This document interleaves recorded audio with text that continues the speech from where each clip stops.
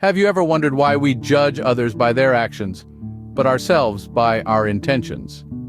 A question that takes us to the heart of an intriguing fable that unfolds in the wilderness, where the line between the hunter and the hunted blurs. In our tale, a wolf roams the unforgiving expanse. It's a world where survival is the only law and the fittest are its only enforcers. This wolf, a creature of instinct and necessity, stumbles upon a sight that stirs its curiosity.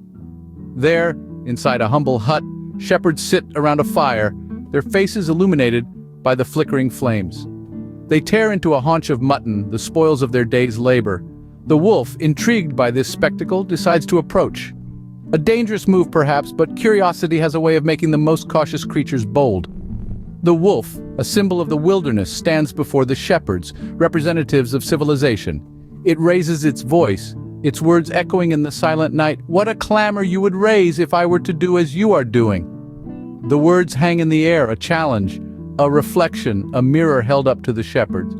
The wolf, often vilified and hunted, points out the double standard. The shepherds, after all, are doing what the wolf does, feeding on the weaker beings.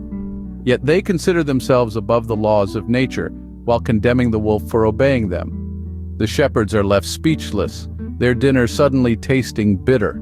The wolf, having made its point, disappears into the night, leaving behind a thought that lingers long after its howl has died down. And so our tale comes to a close, but the question it raises remains. Why do we judge others by their actions, yet measure ourselves by our intentions? Are we not all creatures of necessity, doing what we must to survive? In the grand scheme of things, the wolf and the shepherds are not so different after all. They both hunt to live, they both live to survive, yet one is viewed as a villain, while the other is seen as a hero. This story serves as a reminder to us all. Before we judge, perhaps we should take a moment to consider the perspective of the other.